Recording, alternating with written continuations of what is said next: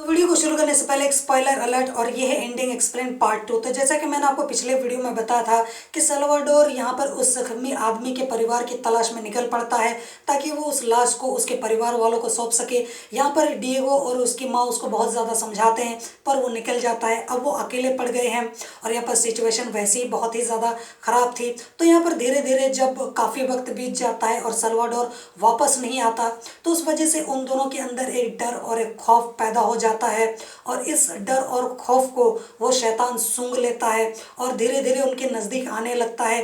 और यहाँ पर सबसे पहले तो डिएगो की माँ को वो शैतान नज़र आने लगता है। धीरे धीरे डिएगो को भी वो शैतान नज़र आने लगता है और बाद में हमें सही में वो शैतान नज़र भी आ जाता है। और तब हमें समझ में आता है कि ये जो भी सारी बातें हो रही थी या फिर जो डर और जो खौफ हमें सल्वाडोर और उसकी बीवी की आंखों में नज़र आता था वो असल में कोई मजाक नहीं है बल्कि सच था। और सही में कोई ऐसा क्रीचर या कोई शैतान है जो लोगों को मार रहा है उनके डर को सूंघकर या फिर उनके खौफ को भाप कर वो उन तक पहुंच जाता था और उनको अपना शिकार बनाता था। तो अब यहाँ पर सिचुएशन बहुत ही ज़्यादा ख़राब है क्योंकि सल्वाडोर भी नहीं है और वो दोनों अकेले हैं और आसपास भी कोई नहीं है। तो ऐसे में क्या करें, वो किसी तरीके से खुद को बचाने की यहाँ पर कोशिश करते हैं उस शैतान से और काफ़ी वक्त तक ऐसे ही ज़िंदगी काट लेते हैं एक बंद कमरे में। लेकिन यहाँ पर धीरे धीरे जो डिएगो की माँ है वो हिम्मत हारने लगती है और मेंटली अनस्टेबल हो जाती है, जिसके बाद थोड़ी थोड़ी वो पागल सी भी हो जाती है और एक वक्त के बाद तो वो खुद को सुसाइड करने लगती है। एक दो बार तो वो सुसाइड करती भी है, जहाँ पर एक बार जो बाथ टब है वहाँ पर वो सुसाइड करने की कोशिश करती है और एक बार तो वो खुद फांसी लगाकर खुद को मारने की कोशिश करती है। पर यहाँ पर डिएगो अपनी सूझबूझ से अपनी माँ को बचाने में कामयाब हो जाता है, लेकिन वो कब तक उसको बचा पाता या फिर कब तक इस सिचुएशन को हैंडल करता, क्योंकि है तो वो आखिर एक छोटा सा बच्चा ही। अगर उसकी माँ उसको सपोर्ट ना करे तो वो क्या करेगा। लेकिन जिसके बाद यहाँ पर उसकी माँ को एक बात तो समझ में आती है कि ये शैतान यहाँ से उनमें से किसी एक को या फिर दोनों को मारने के बाद ही जाएगा, वरना जाने वाला तो है नहीं। जिसके बाद वो ये फैसला करती है कि दोनों में से किसी एक को कुर्बानी तो देनी ही होगी। जिसके बाद वो ये सोचती है कि मैं कुर्बानी दे देती हूँ और इसको किसी भी तरीके से यहाँ से इस घर से निकाल कर उसको जाने के लिए बोल देती हूँ, कम से कम वो तो बच जाएगा।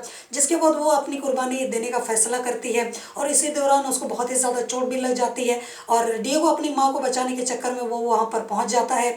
और डिएगो की माँ ने ऑलरेडी उसको ट्रेनिंग दे रखी थी कि कैसे शैतान पर हमला करना है, कैसे उसको मारना है ताकि उसको हराया जा सके, उसको जान से मारा जा सके। और फिर डिएगो अपनी सूझबूझ से वैसा ही करता है और उसको गोली मार भी देता है और उसको आग से जला भी देता है। लेकिन यहाँ पर तकलीफ ये हो जाती है कि वो अपनी जख्मी माँ को बचा कर निकाल रहा होता है और जो घेरा होता है उससे वो बाहर जाने की हिम्मत तो नहीं करता है, पर उसकी माँ उसका हौसला बढ़ाती है और वो निकल तो जाते हैं। पर उसकी माँ की चोट इतनी ज़्यादा गहरी होती है कि वो वहीं पर मर जाती है।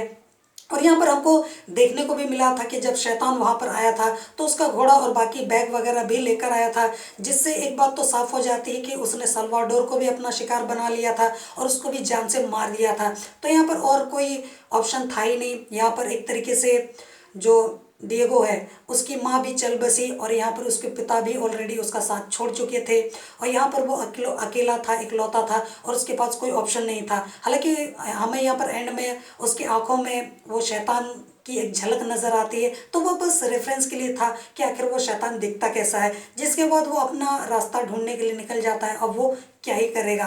तो यहाँ पर देखिए कुछ सवाल उठते हैं, जैसे कि वो क्रीचर वो चीज़ आखिर थी क्या, क्या वो कोई भूत थी। अगर वो भूत होता तो एक छोटे से झोपड़े में घुसने के लिए भी उसको 10 बार सोचना थोड़ी पड़ता।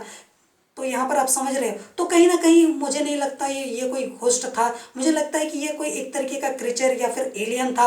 अगर आपको एग्जांपल चाहिए तो अगर आपने आफ्टर अर्थ या फिर जो अ क्वाइट प्लेस अगर मूवी देखी है तो यहाँ पर भी हमको कुछ वैसा ही क्रीचर्स या एलियंस हमें देखने को मिले थे जो लोगों का डर और उसके खौफ को सूंघ कर या फिर भाप कर उन तक पहुँच जाते थे, उनको अपना शिकार बना लेते थे। तो यहाँ पर भी हमको कुछ वैसी सिचुएशन देखने को मिलती है। और साथ ही साथ अब सवाल ये भी उठता है कि बाकी लोगों का क्या। वो जख्मी आदमी अगर नाव में यहाँ तक पहुँच सकता है तो ऐसे बहुत सारे लोग होंगे, हो सकता है कि बहुत सारे इसी तरीके के क्रीचर्स या एलियंस होंगे जो लोगों को मार रहे हैं और उनको को अपना शिकार बना रहे हैं। तो ऐसे कहीं ना कहीं कोने खोपचे में कुछ लोग तो होंगे जो बचाते हुए अपनी ज़िंदगी काट रहे हैं। तो आगे हमको अगर सिक्वल्स आते हैं तो उनमें हमें ये सब चीज़ें देखने को मिल सकती हैं, पर मैंने अपने एक्सप्लेनेशन और प्रिडिक्शन के ज़रिए आपको काफ़ी कुछ समझाने की कोशिश की है।